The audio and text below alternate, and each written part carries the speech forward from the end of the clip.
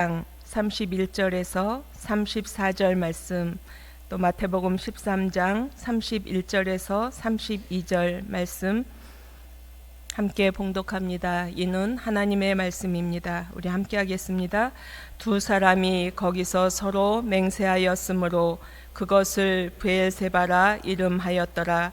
그들이 브엘세바에서 언약을 세우매 아비멜렉과 그 군대 장관 비골은 떠나 블레셋 사람의 땅으로 돌아갔고, 아브라함은 브엘세바에 에셀 나무를 심고 거기서 영원하신 여호와의 이름을 불렀으며, 그가 블레셋 사람의 땅에서 여러 날을 지냈더라.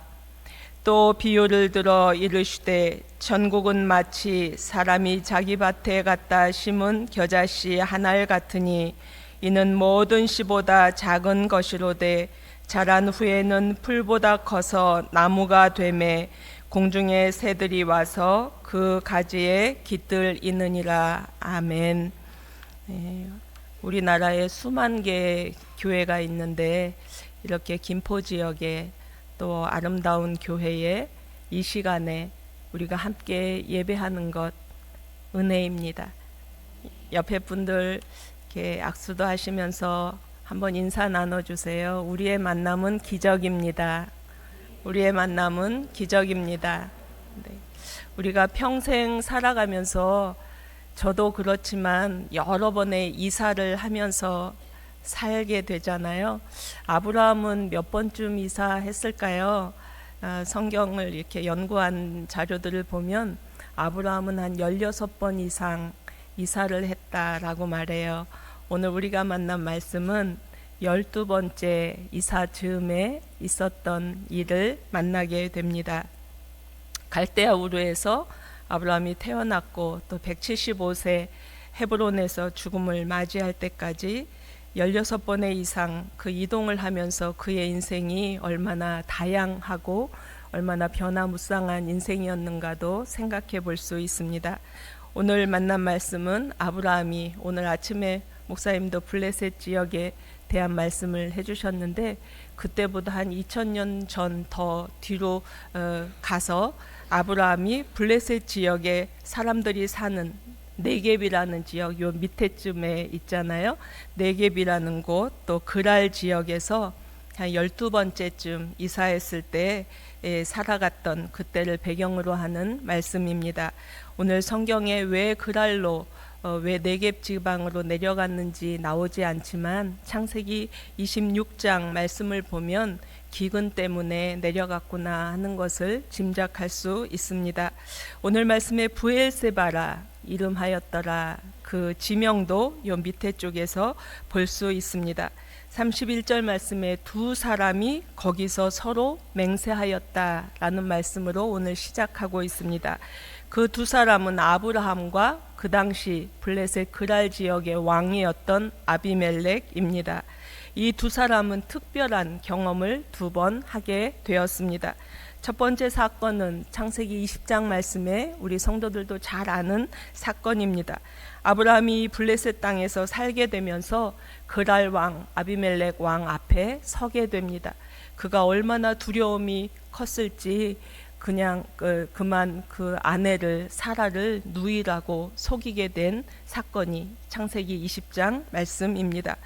아브라함이 자기 아내 사라를 누이라고 속였을 때 그 시간을 생각해 보면 그가 얼마나 두려웠으면 그렇게 거짓말을 하였을까라고 짐작해 볼 수도 있고, 또 지금 갑자기 아내를 빼앗길 이 지경에 이르렀을 때 아무것도 해결할 수 없는 아브라함의 마음이 얼마나 고통스러웠을지도 짐작해 볼 수 있습니다.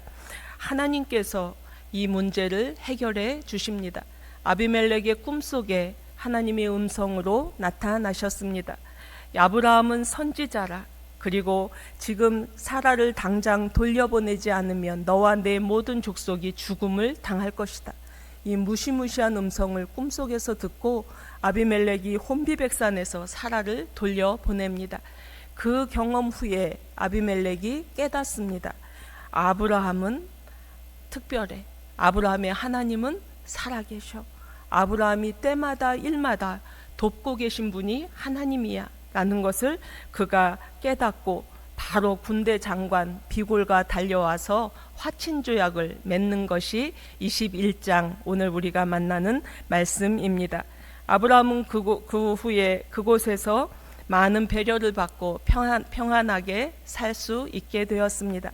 아브라함의 종들이 땅을 파기만 하면 물이 솟아나고 우물이 생겨나는 거예요. 그러니까 아비멜렉의 종들이 이 땅에 텃세를 부리면서 그것을 시기해서 여러 번 빼앗는 일이 일어나게 되었습니다. 그래서 아브라함이 이 아비멜렉 왕을 찾아가서 지금 우리들이 우물을 계속 빼앗기고 있다고 이야기를 했고, 아비멜렉이 용서를 구하고 서로 양과 소를 나누어 가지면서 화친조약을 맺는 말씀이 오늘 우리가 만난 21장의 말씀입니다. 31절 말씀, 두 사람이 거기서 서로 맹세하였으므로 그곳을 브엘세바라 이름하였더라. 그가 블레셋 사람의 땅에서 여러 날을 지냈더라. 브엘세바라는 지명의 의미는 맹세의 우물, 7개의 우물이라는 의미입니다. 그러므로 아브라함이 7개의 우물을 빼앗겼다가 다시 되찾았을 것이다 라고 생각해 볼 수 있습니다. 이 조약을 통해서 아브라함은 그 땅에 더욱 견고히 살아갈 수 있게 되었습니다. 그리고 우물을 보장받을 수 있게 되었습니다.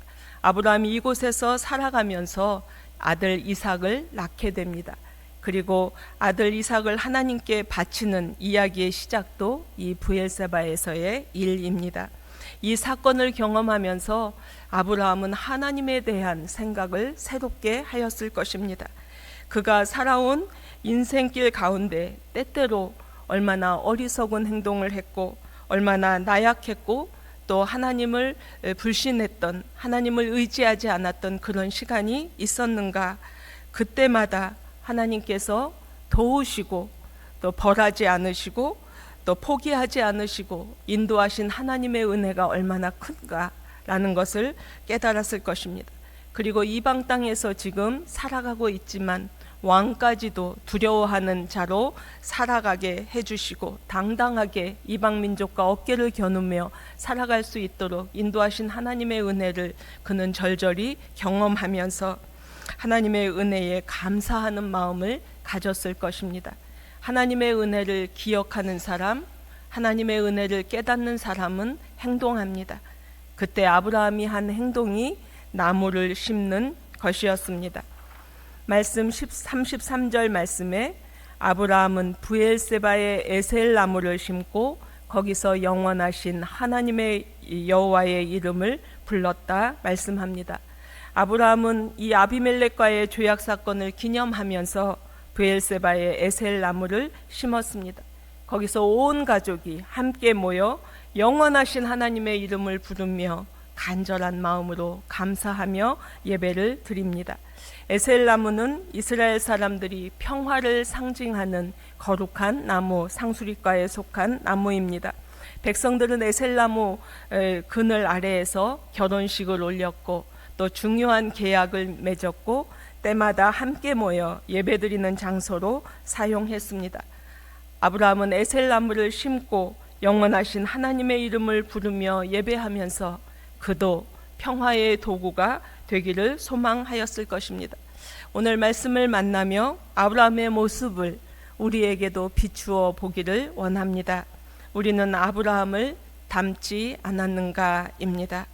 아브라함처럼 해결할 수 없어서 고통스러웠던 문제를 가졌던 우리의 모습은 아닌가. 믿음이 있다 하면서도 때때로 자신을 속이기도 하고 남을 속이기도 하고 조금만 두려움이 있을 때에도 얼마든지 거짓말하는 우리의 모습은 아니었는가입니다. 그럼에도 포기하지 않으시고 때마다 일마다 피할 길을 주시고 도우시고 인도해 주신 하나님을 경험하고 살고 있었음을 우리는 알고 있는가입니다. 하나님의 은혜를 깨달은 아브라함이 브엘세바에 에셀 나무를 심은 것처럼 우리 성도들 또 저의 인생 가운데도 지나온 골목골목마다 나무를 심으셨을 것입니다. 우리가 심은 나무의 이름은 어떤 이름으로 붙여줄 수 있을까요? 그리고 우리가 심었던 나무에는 열매들이 맺혀지고 있을까요? 평화의 나무 에셀나무를 심고 예배하며 하나님의 평화의 도구가 되기를 원했을 아브라함처럼 오늘도 우리가 심은 인생에 심은 나무들 속에 그늘 아래 우리가 만나는 가족들, 우리가 만나는 성도들, 우리가 만나는 이웃들이 평화를 만나고 위로를 만나고 주의 사랑을 만나는 그런 나무의 그늘, 그런 나무를 심기를 원하고 그런 나무를 가꾸기를 원합니다. 소망하며 기도하는 이 시간이 되시기를 원합니다.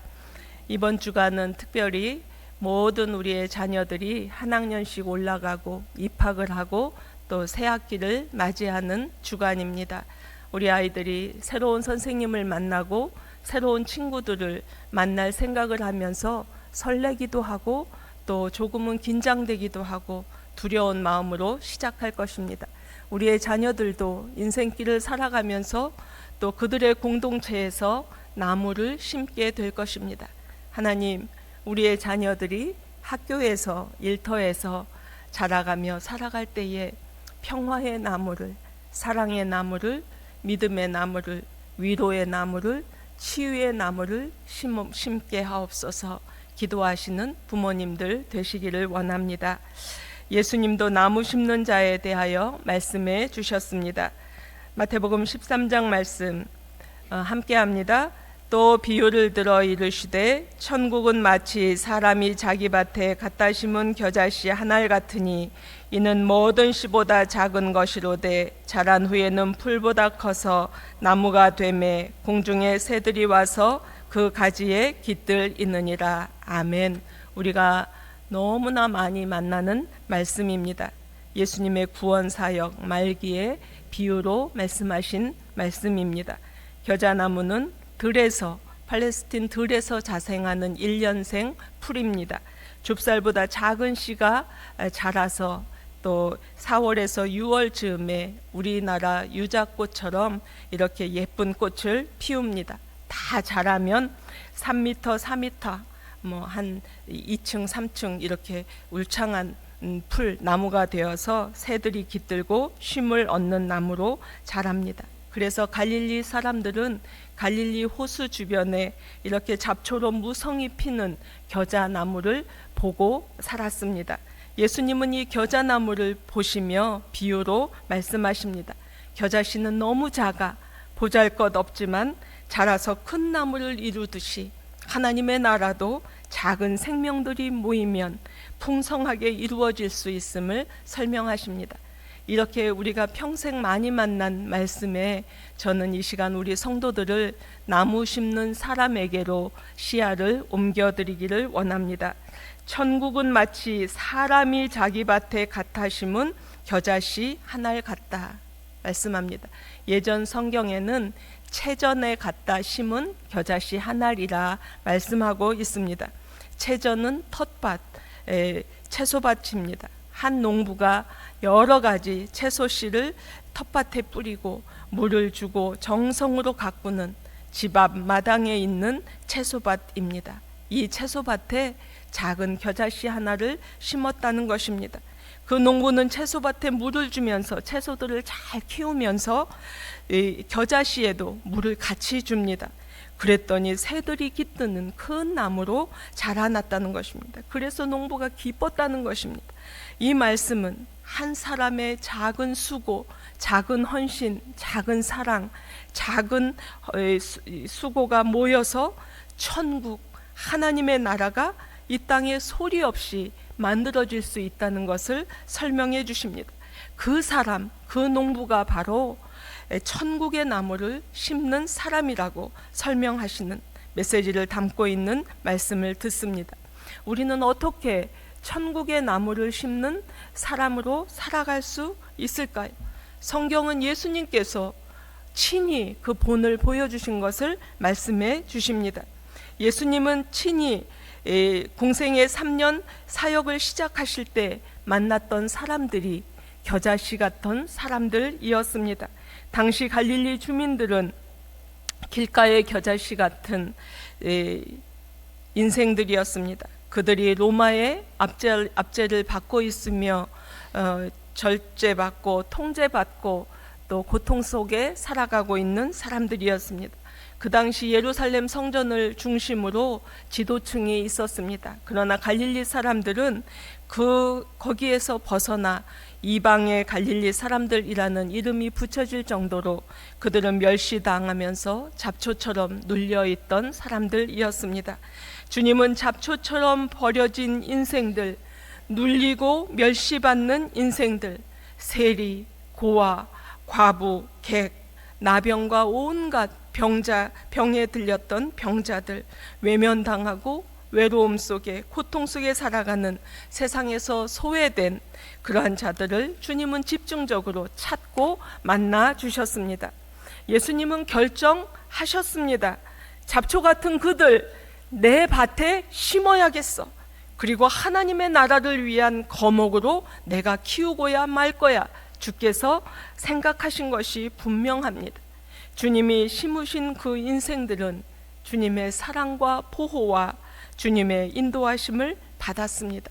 그리고 그 결과 믿음의 거목들로 자라는 것, 성경의 인물들을 통해서 우리는 가득 볼 수 있습니다.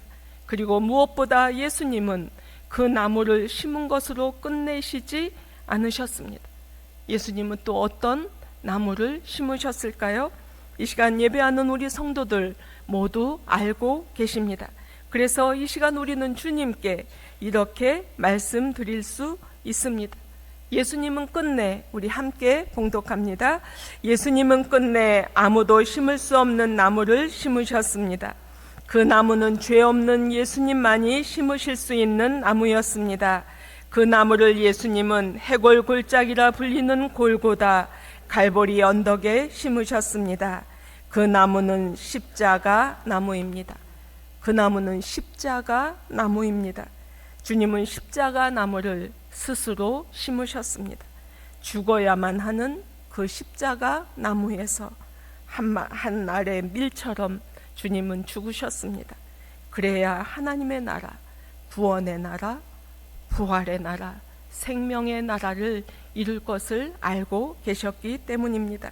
주님은 그 십자가 나무를 통하여 이 땅에 구원받는 백성들이 많아지고 하나님의 사랑과 정의와 하나님의 공평과 하나님의 평화가 이루어지는 나라가 되기를 원하셨습니다. 실제로 예수님을 따르던 사람들, 12 제자들, 주님의 부활 승천 후에 주님처럼 생명을 내어놓고 그들도 십자가 나무를 심었습니다. 아무리 십자가 나무를 심지 말라고, 심으면 옥에 가두고 죽이겠다고 협박하고 핍박하고 생명의 위협을 가해도 그들은 십자가 나무를 가꾸고 돌보고 심는 일에 주저하지 않고 멈추지 않았습니다. 그들이 헌신해서 키운 십자가 나무 아래서 수많은 사람들이 예수를 그리스도로, 예수로 나의 구주 삼고 고백하게 되었고 믿음의 거목들이 이 땅에 넘쳐나게 되었습니다. 그리고 이 시간 기적의 은혜로 믿음의 선배들이 심었던 십자가 나무의 열매로 이 시간 우리 성도들과 제가 주예전에서 예배하고 있습니다. 너희가 내 제자인가? 그러면 십자가를 지고 나를 따르라 말씀하십니다. 주님의 십자가 나무를 우리도 심고 가꾸고 우리 자손들을 통해서 또 심어져야 되는 사명을 우리에게 주십니다. 이번 주 수요일부터 2025년 사순절이 시작됩니다. 사순절은 예수님의 십자가 고난을 기억하며 생명으로 주신 우리의 구원을 감사하며 주님의 고난에 참여하는 계절입니다. 주님이 부활하신 주일을 제외한 40일 기간으로 3월 5일부터 4월 19일까지 사순절을 지나고 우리는 4월 20일에 영광의 부활주일을 맞이하게 됩니다. 325년 니케아 종교회의에서 시작된 이 사순절 이 절기가 2000년의 세월을 지나며 오늘 우리 성도들과 함께 지나게 되었습니다. 올해 사순절을 시작하며 우리 성도들은 그리스도인들에게 제가 이름을 붙여드리고 싶습니다. 나무 십자가를 심는 사람들. 올해도 에셀나무를 심은 아브라함처럼 평화의 나무를 심은 성도들, 심령의 텃밭에 천국의 나무를 심는 성도들, 무엇보다 연약하고 부족한 우리이지만 한 걸음 한 걸음 주의 발자취를 따라 십자가 나무를 심는 우리 성도들을 통하여 우리가 심고 가꾸는 나무그늘 아래에서 우리가 만나는 가족들, 이웃들, 우리가 만나는 공동체의 사람들이 주님의 사랑과 위로와 쉼을 얻게 되기를 원합니다. 그리고 우리가 심은 그 나무 그늘 아래 자라는 우리의 자손들이 또 그들도 십자가 나무를 심고 가꾸면서 믿음의 사람들이 아브라함처럼 영원하신 여호와의 이름을 부르며 예배하는 역사가 계속 이어지기를 소망합니다. 세상은 요란하고 너무나 기도할 일이 많고 위로의 통로가 필요하고 회복해야 될 사람들을 찾고 있습니다. 우리 성도들이, 하나님의 백성들이 나무를 심는 사람들입니다. 기도하시겠습니다. 귀하신 하나님 아버지, 오늘도 주의 백성들을 통하여 또 주의 교회를 통하여 영광을 받으시고 하나님의 계획을 이루시기를 원합니다. 그동안 믿음의 나무를, 십자가 나무를 심고 수고하고 양육하고 헌신한 이 하나님의 자녀들 위로하여 주시고 올해도 주님 원하시는 열매를 얻게 하옵소서. 주의 백성들을 통하여 이 시대 속에 많은 사람들이 하늘의 위로와 평화와 은혜를 얻게 하옵소서. 예수 그리스도의 이름으로 기도하옵나이다. 아멘.